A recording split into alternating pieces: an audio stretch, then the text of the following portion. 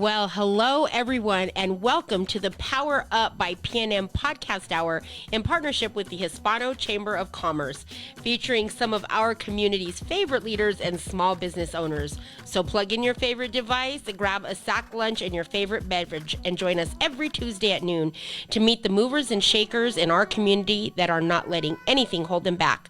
We are here to inspire you to continue to grow and scale your small business venture. Don't forget to call us at 505-842-9003 for all of your PPE supply needs. And for this podcast and any and all other information about the Hispano Chamber of Commerce, visit us at www.ahcnm.org/chamber chat. We'll give you another minute if you are joining us live.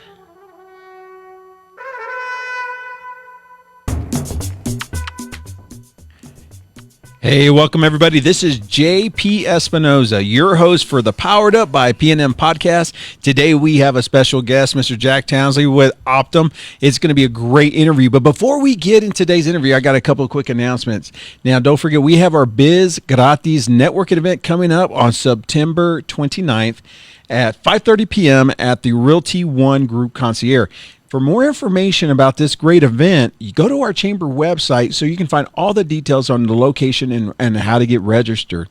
In addition, we have our Hispanic Heritage Awards Banquet coming up on October the 15th at 6 p.m. at Hotel Albuquerque.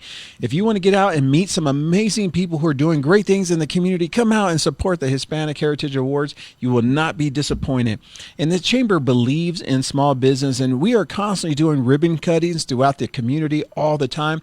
If you go to our website, which is www.ahcnm.org, and you go to our events calendar, you're going to be able to find out all of our frequent ribbon cuttings. So just come out and join us because we'd love to see you there. In addition, we are your PPE program provider. If you're in need of PPE and you have under 50 employees and you operate within the Bernalillo and Albuquerque city limits, please call the chamber because we'll love to be your provider. But make sure you do that between Mondays through Fridays from 9 a.m. to 1 p.m. And next week, we're going to have a really great guest, Mr. Leonard Sanchez with PNM.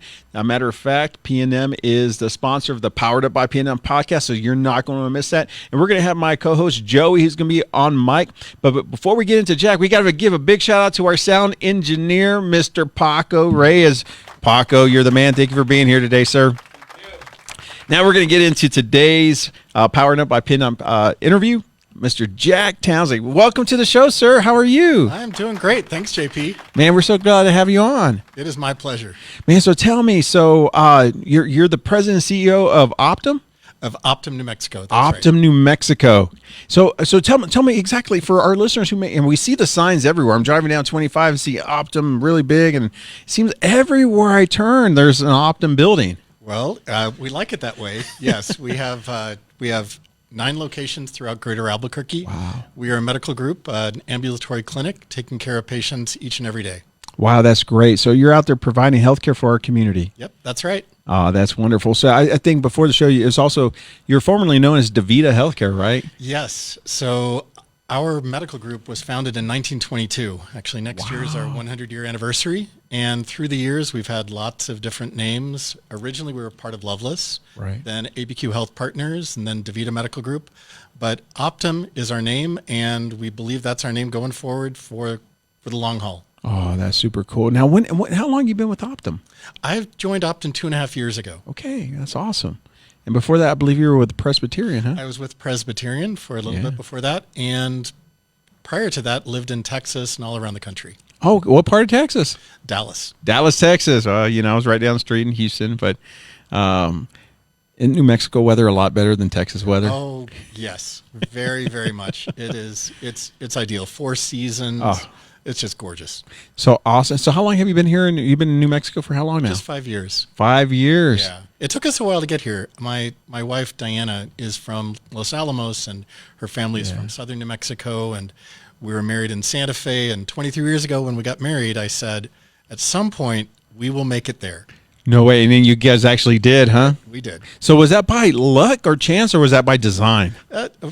A lot of design, and very purposeful. And for us, we reached a place where we wanted to be near family. Sure. And our daughter is now 15. She just turned 15. So we're looking forward to driving lessons and all that comes with that. Yeah. But for us, it was really important that we get back to a place where her roots are and where we visited.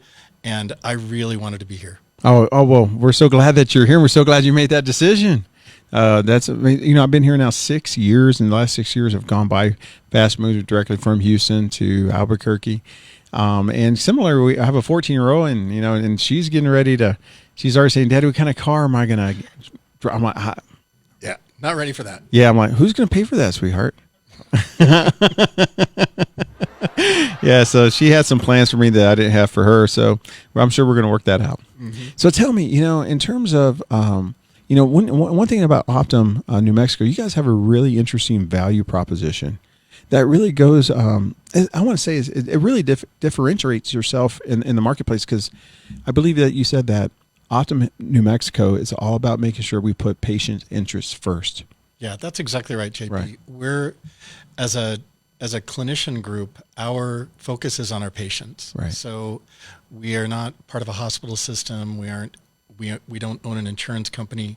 We're really focused on the patients. And so we really keep our focus to make sure that they get greatest quality that we can find, great outcomes, great experience, keeping it affordable, of course, and taking care of the patients from whatever age, whatever product, whatever program, wherever we can. We really try to stay focused on those patients. It's interesting. So when I thought of DaVita and now Optum, and I'm sorry to carry the name through, but that's what I would recognize it as. I always thought it had to deal with maybe like dialysis centers and whatnot. That was really specialized in one specific field. But from what Optum does, you guys do everything from birth to geriatrics, I would imagine. We do. We do. And Optum we're lucky enough to be part of a very large organization that has 50,000 physicians around the country, very sophisticated. And for us here in New Mexico, to be able to leverage our 99 years of history and the patients and the care and the great service we've provided for almost 100 years, to be able to bring that together with Optum around the country, their tools and technology and the practices and the investments they've made in us, we're feeling really good. Right. So let me ask you this question. For a lot of our listeners, we're Latinos, right? And Latinos we're always, many of us have issues around health. And, what would you say, or what you're telling your patients or the people that you serve through your organization is, what are smart things to do right now to take care of your health in this post-pandemic, world that we're living in right now? My best advice is go to the doctor. Go to the doctor. And because many people during the early days of the pandemic put it off. That's true. And we spent a lot of time to make sure that we were accessible. We developed ability to see our patients with video. Right. We would go to patients' homes. We even had iPads that we'd bring out to our parking lots and let people do video calls on our Wi-Fi if they didn't want to come in our buildings. Right. But now I would really encourage that for anyone, whether it's just regular checkups or ongoing care, go to see your doctor, your clinician, and that relationship is really important. Yeah. And so what we find is a lot of people that delayed care during the pandemic, it's really time to go back in. That's right. And make sure that everything is taken care of, screenings, just make sure that everything's okay. Super smart. That's really good advice. I think there's a lot of thought process behind it where, are the clinics open? I know there was a point where everything was video conference, right? Yes. I think the first year I saw all my doctors video. And, to tell the truth, it was good. They went to my symptoms, but it was just a conversation really at the end of the day. Well, during the early days of the pandemic when PPE was in short supply and we weren't really sure about a lot of things to do with the disease, we were all being extra careful. Right. We still are very, very careful and appropriate, but we understand a lot more about the virus and how to keep people safe and keep our clinicians safe. And so now it's at a time when it really is time to go back and make sure that those checkups and make sure that chronic conditions are being managed well. So today, though, we still do see a number of patients with video and other other mechanisms, but it's not absolutely necessary. It's more out of convenience. Right. Hey, so let me ask you this. You mentioned that you talked about the different parts of Optum New Mexico, ambulatory service. Do you guys have urgent care? So tell us a little bit about the services that you guys provide. Well, so we really are focused on clinician care, ambulatory clinics. So our focus are APCs and physicians who provide day in and day out care. Gotcha. So we have primary care, family practice, internal medicine, pediatrics, and then we have a large number of specialties like neurology and orthopedic surgery. We don't provide care we don't have hospitals. Gotcha. We do have doctors that practice at hospitals. We don't have an urgent care ourselves, Right. although we do work with a number of urgent care providers in the community. So we're really focused just on those patients. That's great. So what happens for basically office visits, from what I'm understanding, right? So we got an office visits, and so folks who say, hey, listen, I need a relationship with a primary care physician, come to our offices here at Optum New Mexico. Yeah, come see us. Come see us. And we're really happy that we're able to provide a lot of access. Right. And we take a lot of different insurance plans. And so we're able to provide that access to a wide array of specialties, and we can take care of people's needs. So what do you see now that we're in this post-pandemic world in terms of healthcare? How has COVID really changed the way healthcare was now being received and conducted? Well, I look at it as the silver lining. I mean, of course, COVID is devastating impact, Right. and the impact on the whole world. Right. So can't set that aside. Sure. For healthcare, though, it really helped us innovate and speed up how we deliver care. For us, at the beginning of COVID, we really didn't have capability to deliver video visits Right. for our patients. And as COVID started to become a reality, we deployed video, and all of our clinicians can now do video Wow. with our patients. And that's the kind of thing that, looking at the silver lining, that it enabled us to really get very focused and adapt very quickly to a situation. And I think on the other end of COVID, once that it's under control and more stable, Right. I do think that the healthcare system will be better off. Because of these changes that you've found. Yeah. Right. Do you see how have people, have they gotten used to the video visits? Do you find that they're comfortable now? Many people, yes. Gotcha. Yeah, I would some imagine people are still learning as they go. It was actually more our clinicians that had to get comfortable with it. Really? Because, many of our clinicians have been in practice for 30, 35 years, and they're very used to a certain way of treating and Right. taking care of their patients. That's right. It's new, and getting comfortable with that. And we found that after only just a few weeks, they got really good at it. Right. Right. And so now, yes, there are definitely patients and clinicians who enjoy doing video visits. Right. But there are also a whole lot of people that like to come in and have that face-to-face. Sure. And there are also things that you can only do in an exam room. Right. No, I can imagine that. Now, I can see that. I think that there's a lot of folks who we have assumptions, especially within our senior citizen community, where they're saying, I don't know if they're like real technically savvy. They may push back. Did you see a lot of our senior citizens push back in terms of using technology? A little bit. So Really? they were a little Yeah. more reluctant, but once they caught on and once they had the right tools and had a little bit of help, then they were right with it. And it actually, for many seniors that maybe it's not that easy for them to get in the car That's and right. drive to a clinic and go in a building, it actually becomes a quicker, more convenient way for them to get a quick check-in with their doctor. I think there's so many folks that say, there's the community who really won't use technology, but I'm starting to find out that these senior citizens are not Pretty savvy. They're pretty savvy. Yeah. Yeah, I was talking to my mom. She's considered a senior citizen. I can't believe that, but she was sharing with me and how much she uses technology. I'm like, when did you become the IT professional, Mom? And she's like, I had to, son. I had to. So Yeah. it's pretty amazing how well they adapted. So in terms of Optum's reach here in New Mexico, you said you're primarily here in Albuquerque and in Santa Fe. That's basically your primary market. Yeah, where our clinicians and our clinics are, we're focused mainly on Greater Albuquerque.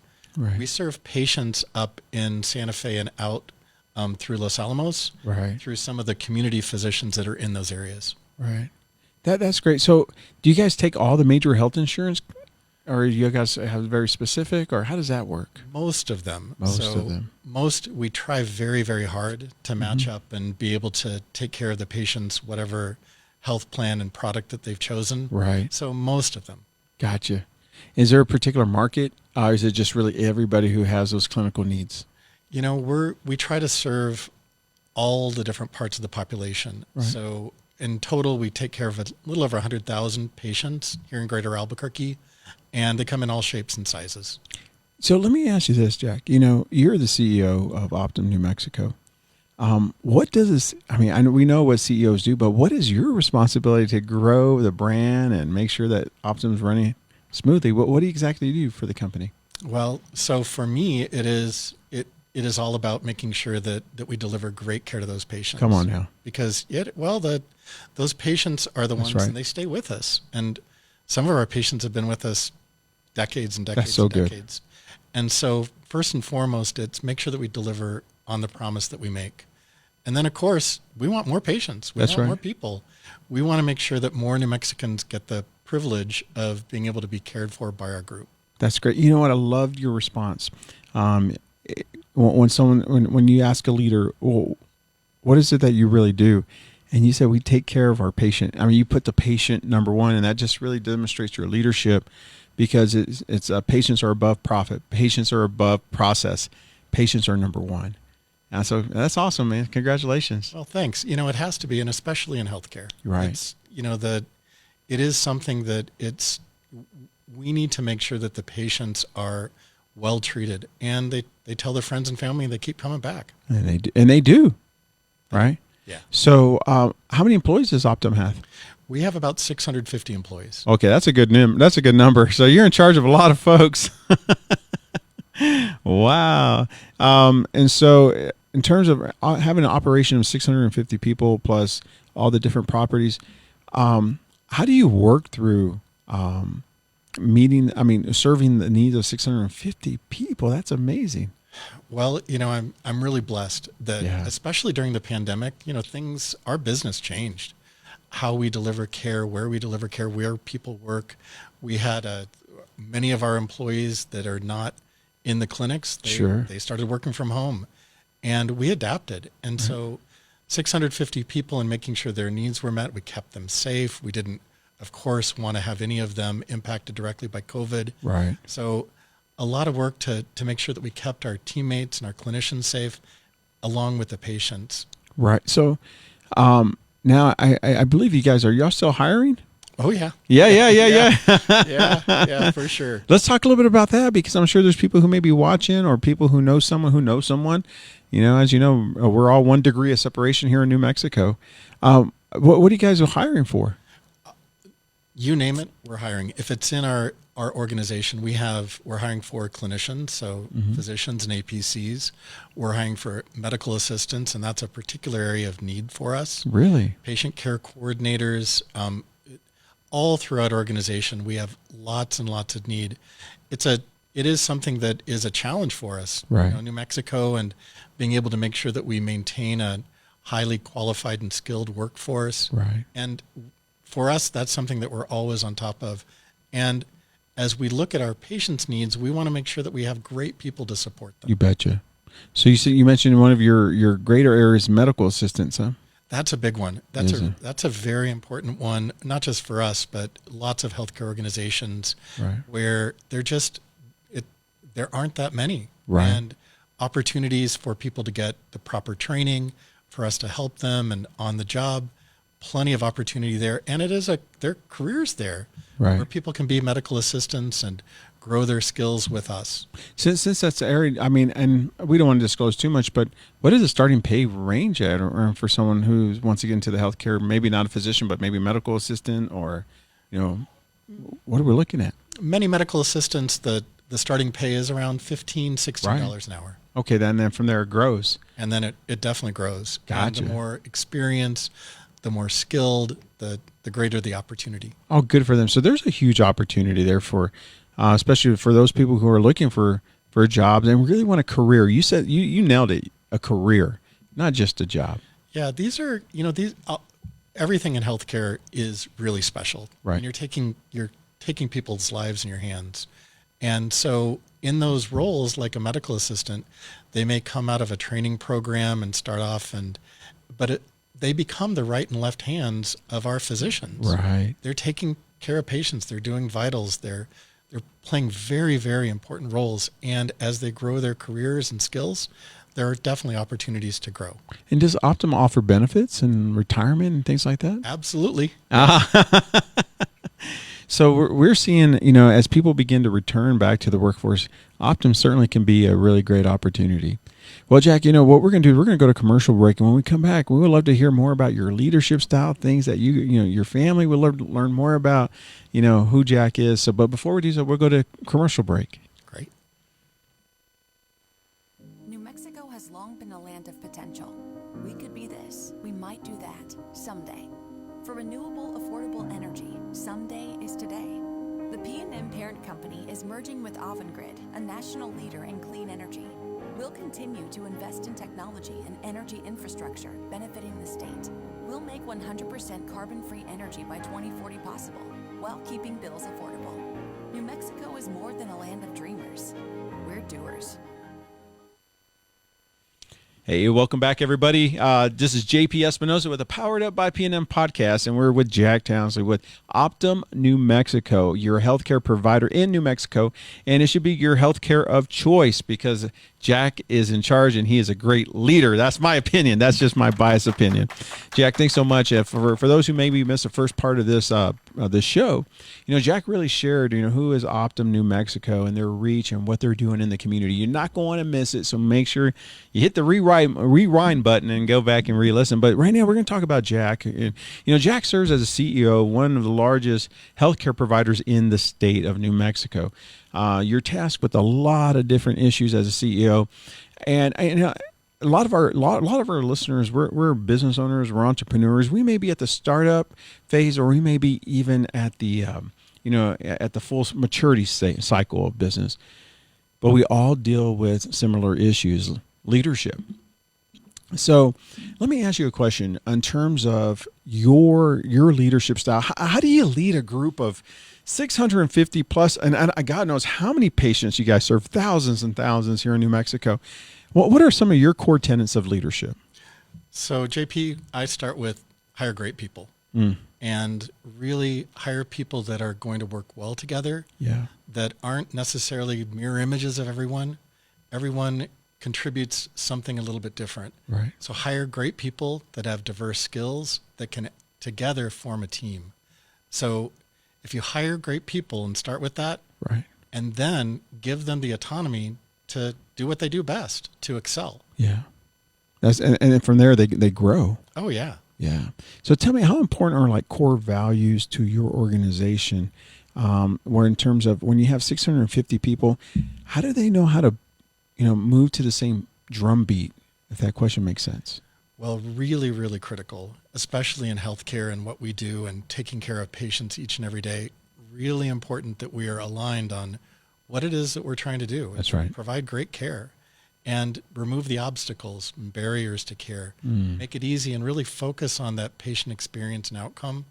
So understanding that that's what we do and that's what's most critical, if people get that right, then the rest is a lot easier. The rest is easier, huh? They have to understand, is that what your mission is, or how does that tie in when let's say I'm a brand new employee starting out at Optum New Mexico, and what are some of the things that is there like an onboarding class that you guys take your folks through? If there is, yes. We want to make sure that they understand our history here in New Mexico in the 99 years we've taken care of patients, the organization that we're part of, Optum, and where it is and what it does.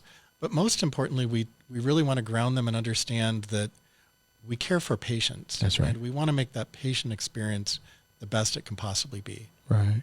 So in terms of how you strengthen your leadership skills, because I believe we're always growing and learning, do you read books, or what books have made a big impact on your leadership style? Lots of different books. I think one of the most recent ones, my wife had given me a copy of 11 Rings. It was Phil Jackson, the the basketball coach. Is that right? And I'll tell you what really struck me in that book was that his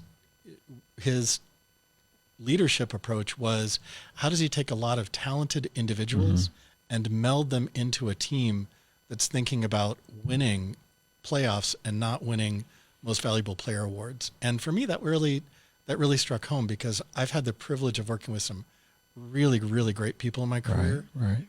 But as great as people may be individually, it's what they contribute to the team. That's right. Ultimately, that decides whether or not we're going to make it.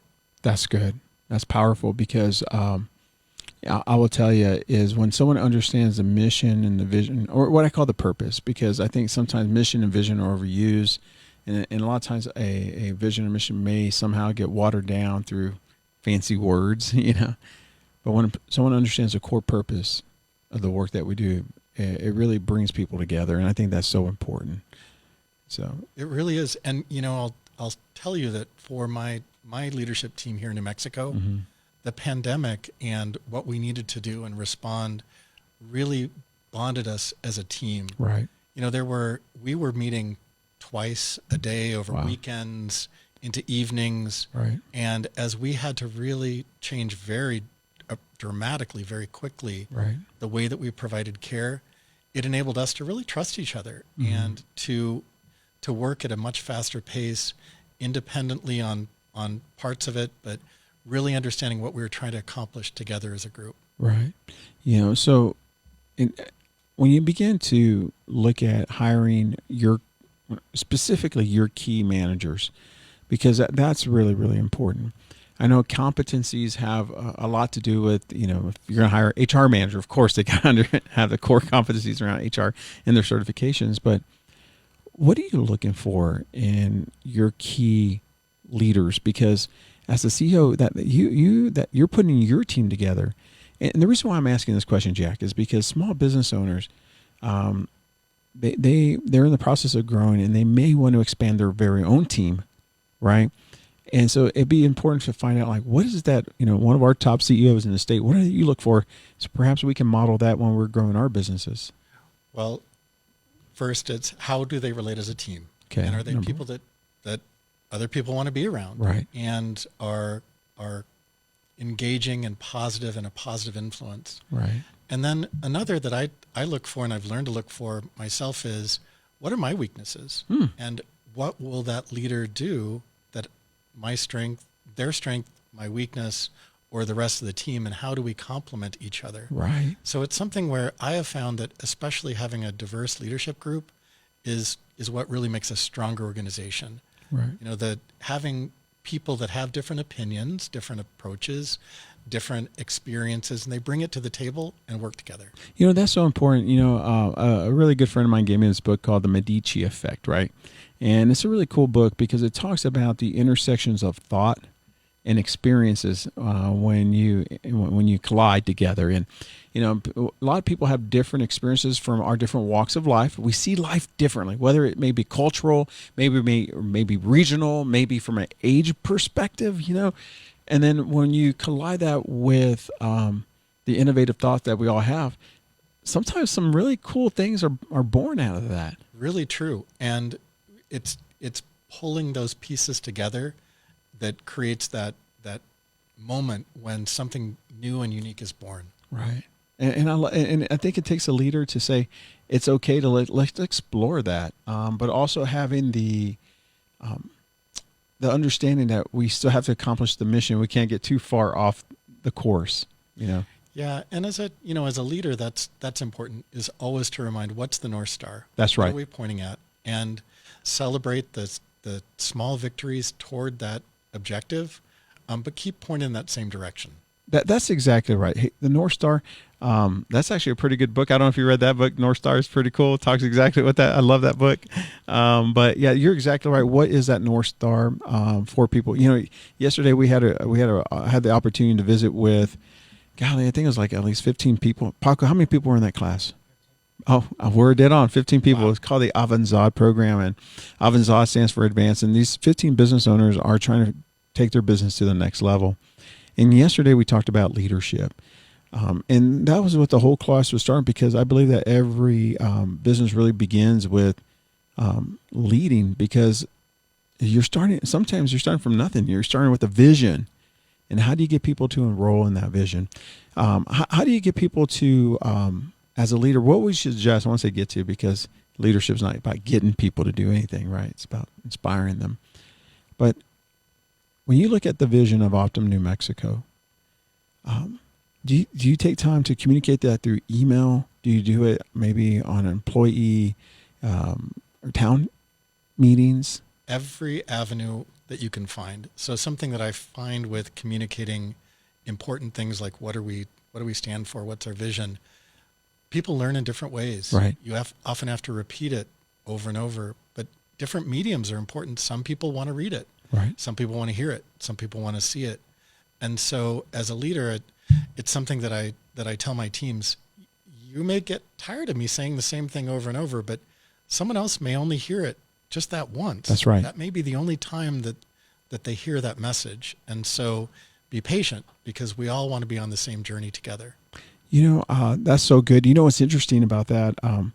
I was reading a book. I do a lot of reading myself, and sometimes as I'm taking notes in my notes, I have to tell me what book and what page am I reading on, because I get lost because there's so many different books. But what's interesting about this one particular phrase, the author mentioned, I can tell you the name of the book. It was Scaling Up. It's a business book, and he was saying that when you talk about your core purpose or vision, mission, however you want to coin that, it's really important to attach the purpose to a story, because oftentimes people remember the story more than the phrase.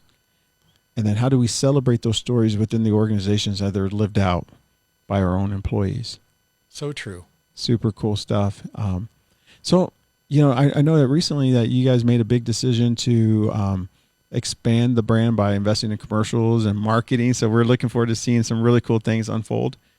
When it comes to making strategic decisions to, we're about to invest X into this campaign, how do you go about making those tough strategic decisions as CEO? Well, start with the data, of course. Okay. You've got to really understand what the financial models, what the outcomes, what are you trying to do? Does it make sense? Do the numbers add up? But you really got to be able to look beyond the numbers. Right. And some of that is asking opinions, getting input from other leaders, and making sure that you get a lot of points of view. But in the end, sometimes you just have to pull the trigger. Right. And recognize that you have to make a decision, take some risk. And something that I find, especially in any industry that's changing rapidly, you're not always going to get it right. Right. But maybe if you get it right 70% of the time, right, and you can adjust for the rest of it, then you're better off. That's so good. That's so true. I do believe in this concept called preserve or pivot. Right? Do we preserve the strategy, keep on moving forward, even though we may not see the results that we want based on our milestone targets, or do we pivot now? Do you have a formula that you follow when it's time to pivot or preserve a strategy that you're rolling out with your team? Well, so what I usually start with in a time like that, when maybe it's time to consider a change, right, is define the problem. What are you trying to do? Right. What's not working? What's the ideal state that you want to get to? And really, really be clear about what you're trying to solve. Something that I find often happens is people find a solution. Right. Ooh, shiny thing, really neat idea, innovation. I want to use it. Right. And then they search for the problem in their business to try to apply it to. But working the other way, if you start with what are you trying to solve? What's the problem? Then it becomes a lot easier to weigh, well, this is a good solution, or maybe it's not the right one for us. Man, you're preaching good, man. I'm just telling you, that's really good. That's really good. And the reason why I say that is because I think I'm an innovator guy. Matter of fact, I took some tests, and I was coined as what they call an ideator. Right, I'm the guy who comes up with that. Yeah, I'm like I can come up with some ideas, and I love my ideas, and sometimes I love my ideas too much because now I want to do one. But you're exactly right. The question is it solving the problem? And what I have found is I really had to concentrate on what is the problem, or what is the result that my client or my team needs. Yeah.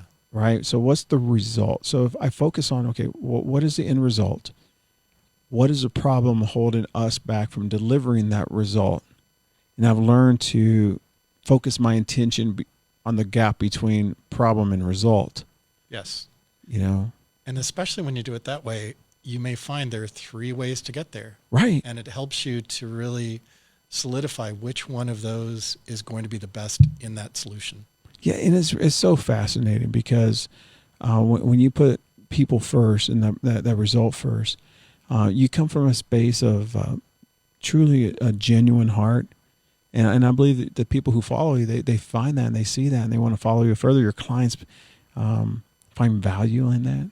Authentic leaders, it's the only way to be successful. If you don't really believe it in your heart, people aren't going to follow. It's very easy to see through a leader who doesn't believe what they're doing. Oh, that's power right there, man. That's super cool. What other hallmarks do you believe that a leader must possess? You know, we talked about the issues like, you know, credibility, you know, integrity, things of that nature. What are some of the things that you make sure that you strive to exemplify in your leadership style? Walk the talk. Come on, baby. Gotta. That's how we do I it. mean, you just have to.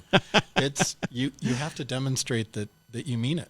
Right. And to be able to demonstrate to your team that it's important to you, and to stay true to that. Words are important. It's how we communicate. It's how we help frame an idea. But you gotta walk it. Yeah. They got to see it play out. Yeah. And they got to know what you say is true. Mm-hmm. Right. Absolutely. So in terms of as you're leading people, you know, I know that there was I don't know if you remember this. This was probably in the 80s. Coca-Cola launched a new brand called the New Coke. Oh, yeah. You remember that? I do remember that. Yep. I totally remember that. I was a big Coca-Cola fan growing up. And so I remember. What were they thinking? What were they thinking? I don't right? know. Who told them that? Man, they messed that thing. What problem were they trying to solve? I think they were trying to figure out new ways to make more money. But they were doing great. Number one brand. And when they launched that brand, it totally flopped. Yeah. It was bad.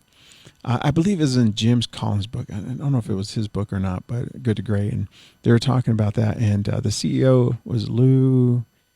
We'll just call him Big Lou. Oh, man, I forget. Lou Gazetta? Yeah, something like that. Anyhow. And now I'm going to have to find out because so anyhow, they asked him, hey, you know, this executive just made this huge mistake, man. They just spent millions and millions of dollars, totally could have like jeopardized the brand. And he goes, are you going to fire him? And Lou says, why would I fire him? I just spent like millions and millions of dollars teaching him what not to do. Yeah. Don't do it again. Don't do it again. Yeah.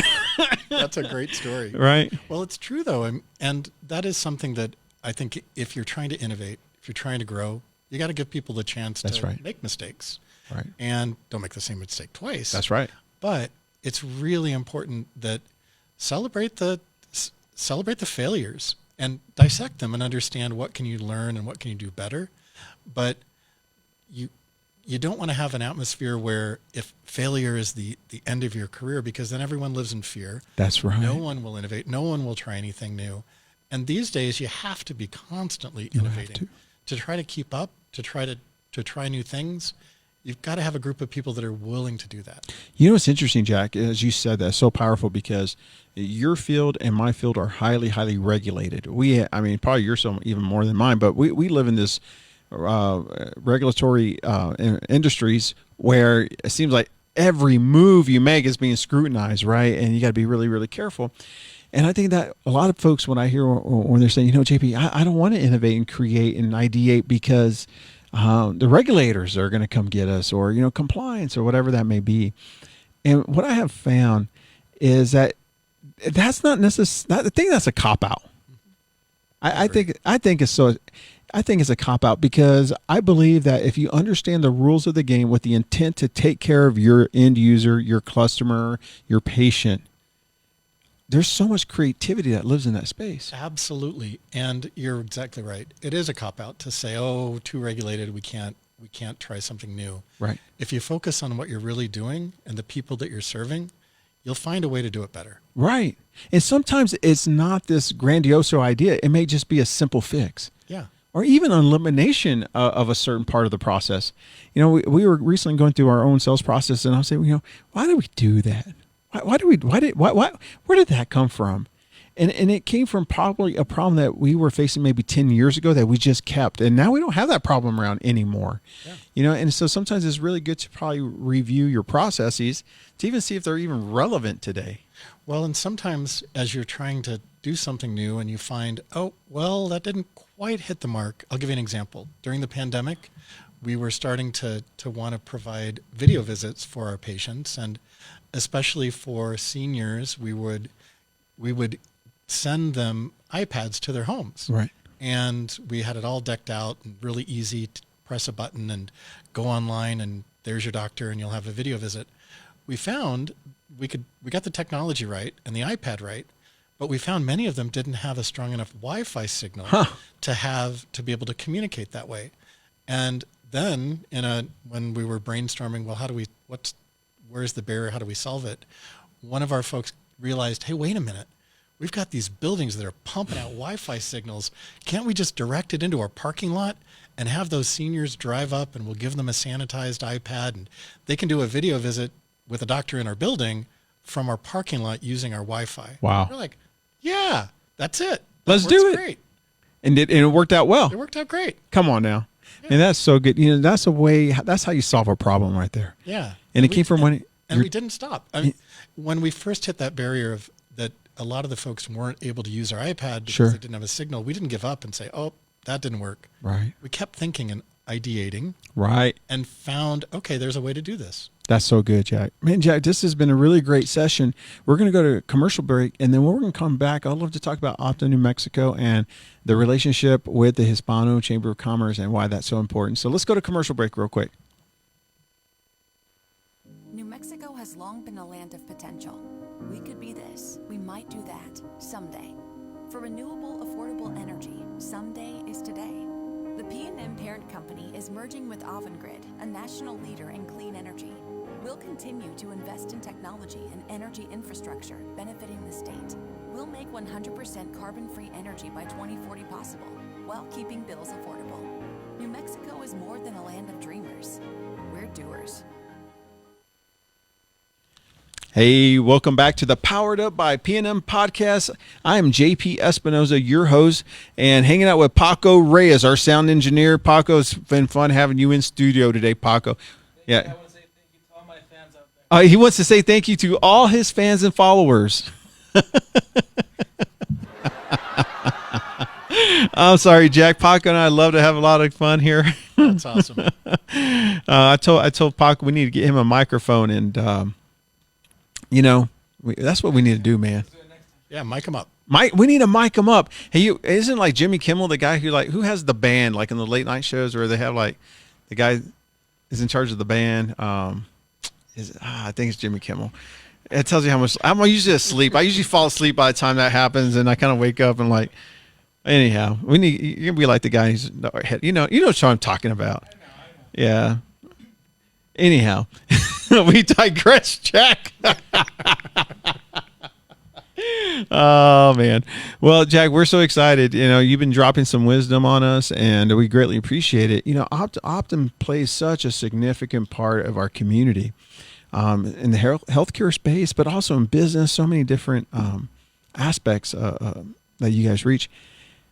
But with all your reach and influence and the work that you do, you decide to partner with the Hispano Chamber of Commerce. Why is the Hispano Chamber of Commerce so important to Optum, New Mexico?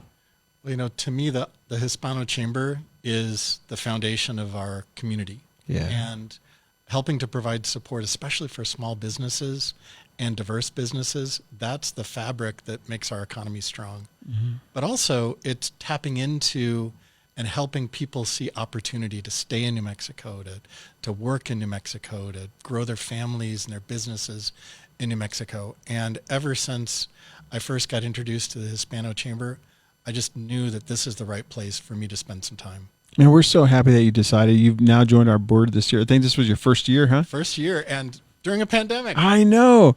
It was interesting. I was talking to Ernie and we have a bunch of brand new board members who joined our board. But, every time we're in those board members, every time you speak, I just listen intently because I know that you're bringing a perspective that we need to listen to. So thank you for sharing, your wisdom during those board meetings. I learned so much, and just seeing and listening to everyone else that participates in the chamber. It's such an impressive group. Yeah. And it does feel like it's a group that there are common themes and common challenges, and whatever the industries are, we're all trying to make it a better place. No, we really are, because we, as a board chair, I'm always listening to what our members are facing in terms of problems or opportunities, right? And I know that we had a board meeting recently and we talked about the need for employees, labor.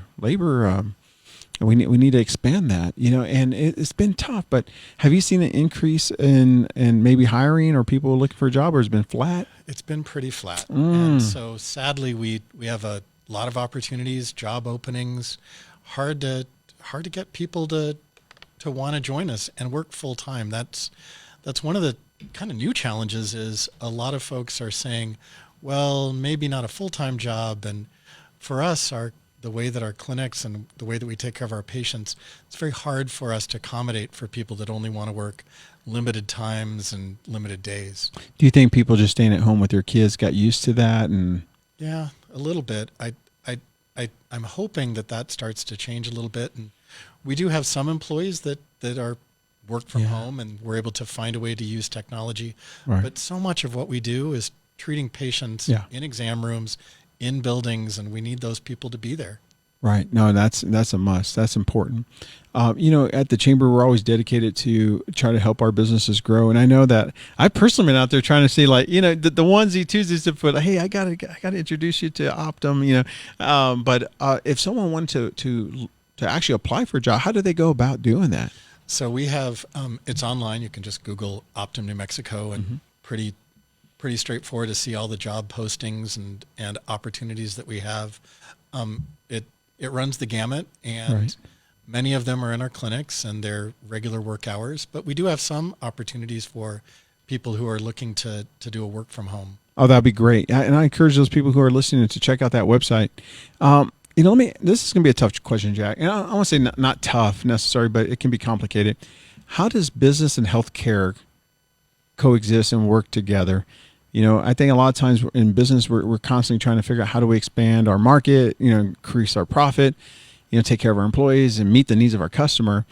And I know you do that in the healthcare space, but where does health and business collide? Or not collide, like join, I guess. I don't want to say collide. Yeah, I wouldn't say collide. I'd say how are they compatible? Yes, that's what I was looking for. Thank you. When I think about healthcare, I think about healthy employees, healthy communities, and being able to be an attractive place for people to want to come and raise their families. And healthcare is a critical part of that. And so they're intertwined. And the business community leaning on good healthcare organizations that support the fabric of the community, that's a really vibrant place. Now, in terms of, do you guys do any kind of small business outreach, or is there any part of your programming in that space? Not really directly. Okay. We participate in lots of different insurance companies and their products. They mostly do the outreach and the sales to the small business communities and working with brokers. Right. We of course want people to know that we're there and we take care of patients and we have access. But usually the putting it together in a product is done by the insurance company. Gotcha. That makes a lot of sense. So as CEO, you're also, I don't know if you're in charge of it, but you certainly have a department around procurement and people to do business with your institution. Is that done locally, or is that done out of maybe like a headquartered office somewhere else? It's for us, much of it is done centrally. So we are part of a large international company, and much of our supply chain is done through that, and that's made good sense. We have some things that we, of course, procure locally, but much of it is central. Right. Same thing with my company. We're based on New York, and anybody who wants to do business with our company, I'm like, that conversation has to be done in New York City, and I wish it was my I can't do anything to really help you with our procurement process. And although I wish I could, but I really can't. But there's some things we can determine locally, but I totally understand how that works. Well, and particularly for Optum, healthcare is local. And it's really important. The patient's needs are very different. New Mexico is different than Arizona and Colorado. That's right. And the needs of our patients here are very unique to New Mexico. And so while there are parts of our organization that we do things centrally where it makes sense, a lot of what we do is really defined by the needs of the local. And so we have a lot of autonomy to be able to look at what do New Mexicans really need? That's How right. can we provide it? Where should we provide it? So if somebody wants to do business with Optum or find out what opportunities exist, or how do they learn about that? Well, I think that for us, call me, ask us directly. That's an easy one. Yeah. We are here, and the best way for Optum to participate in the community is come to us as a patient. Check us out, and we have great clinicians. We have access. We love to take care of people, and that's probably just our front door is the best way. Right. Just walk on. Come on in. Yeah. We're like family, right? Well, no, this is great, Jack. Today, we talked a lot about a lot of different issues, and you've been so kind and generous with your time and with your wisdom. If you were to give any parting advice to those who are listening, what would you encourage them to consider when looking at healthcare, or maybe perhaps Optum? What would be some of your parting advice? Well, of course, I'm biased. Right. Optum's great. You And betcha. I think our clinicians are fantastic in the care that they provide. But healthcare is really special, and really special people in healthcare. I would encourage people to go to the doctor, but I'd also ask everyone to remember we've all been through a lot. That's right. And especially the people that are in healthcare. Right. They have been through so much in these past year and a half. And during this pandemic, consider them too. They're human beings. That's They're right. people, and they're really affected by what's happened. None of us in healthcare, no one has seen anything like this in our lifetimes. So be empathetic. They're people too.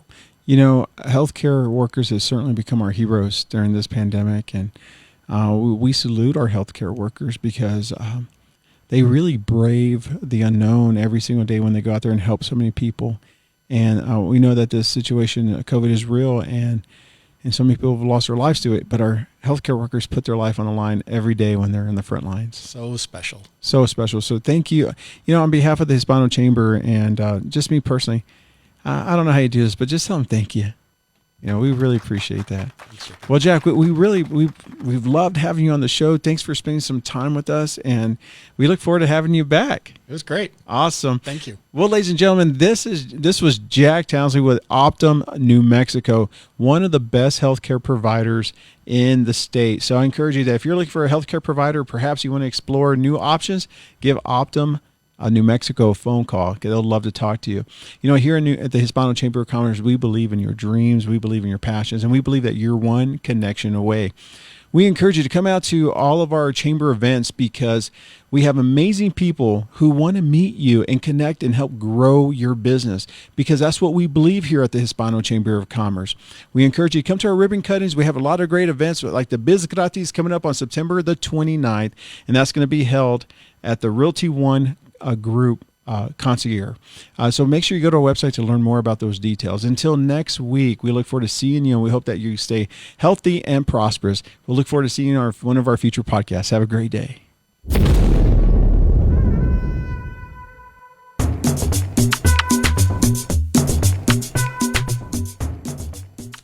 Thank you, everyone, for joining us today for the Power Up by PNM podcast hour in partnership with the Hispano Chamber of Commerce. And again, a big shout out to our sponsor, the folks at PNM, who help keep your businesses energy efficient. Don't forget to join us every Tuesday at noon to hear from those in the community that are moving us forward.